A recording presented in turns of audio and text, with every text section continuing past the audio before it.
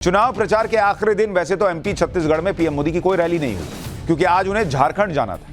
वहां पर वो आदिवासियों के भगवान माने जाने वाले बिरसा मुंडा की जयंती के कार्यक्रम में गए और वहां जाकर पीएम मोदी ने एक बड़ा मैसेज चुनावी राज्यों के लिए दिया, क्योंकि मध्य प्रदेश, छत्तीसगढ़ और राजस्थान तीनों राज्यों में आदिवासी वोटर्स का अच्छा खासा प्रभाव है।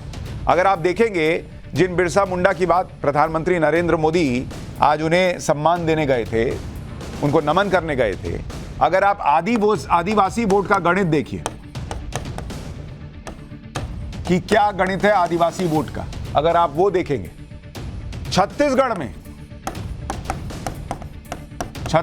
में आदिवासी आबादी जो है वो 30.6% है आबादी, मतलब एक बड़ी संख्या में आदिवासी आबादी वहां रहती है। मध्य प्रदेश में करीब 21% आबादी आदिवासी समाज की, और राजस्थान में भी यह आंकड़ा करीब 13.5% का है, 13.5%। तो इन तीनों राज्यों में आदिवासी वोट की बड़ी अहम भूमिका है।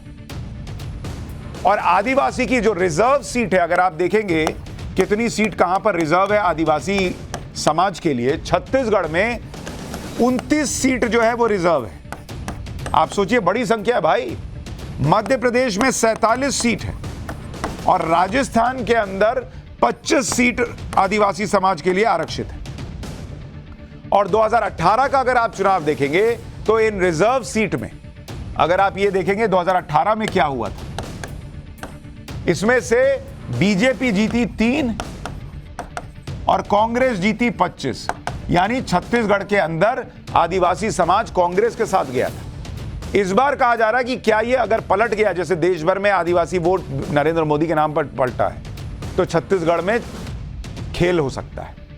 अगर आप देखें मध्य प्रदेश के अंदर क्या हुआ था, मध्य प्रदेश में बीजेपी को 16 सीट आई थी बीजेपी को, और कांग्रेस को 30 सीट आई थी। यहां पर भी आदिवासी वोट सीधे सीधे कांग्रेस के लिए गया था। और राजस्थान में अगर आप 25 सीट पे देखेंगे, वहां पर बीजेपी को 9 सीट आई थी और कांग्रेस को 14।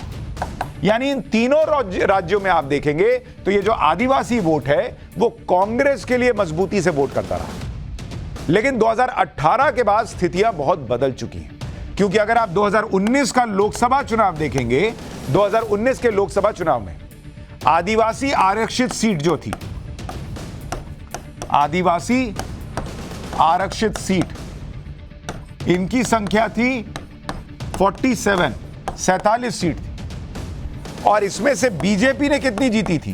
बीजेपी ने जीती थी 31, जबकि 2014 में यही आंकड़ा बीजेपी के लिए था 27 सीट का, यानी और बढ़ गया। बीजेपी को आदिवासी वोट 2014 में लोकसभा में 38% मिला था, जबकि ये 38% था, और ये 2019 में बढ़कर 44% हो गया। और आदिवासी समाज से आने वाली राष्ट्रपति बनने के बाद कहा जा रहा है कि बीजेपी के लिए आदिवासी वोट, नरेंद्र मोदी के लिए आदिवासी वोट और बढ़ गया है। आज पीएम एमपी और छत्तीसगढ़ में रैली तो नहीं कर पाए, लेकिन अपना संदेश जनता को पहुंचा दिया। पीएम ने ट्विटर पर लिखा कि सिर्फ बीजेपी ही मध्य प्रदेश को विकसित बना सकती है, जबकि कांग्रेस के पास एमपी के विकास के लिए कोई विजन नहीं है, कोई रोड मैप नहीं।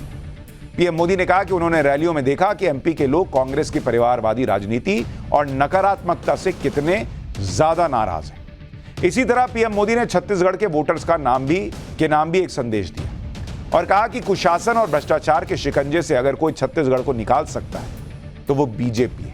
इस चुनाव में कांग्रेस की करारी हार तय है। जनता बीजेपी के सुशासन पर विश्वास कर रही है, कांग्रेस के खोखले वादों पर नहीं। लेकिन अब इस सेमीफाइनल में, सियासी सेमीफाइनल में क्या होगा, इसका पता तो दिसंबर के महीने में चलेगा। लेकिन एक और रेस्क्यू ऑपरेशन चल रहा है, जिसका नतीजा क्या होगा इस पर सबकी नजर है।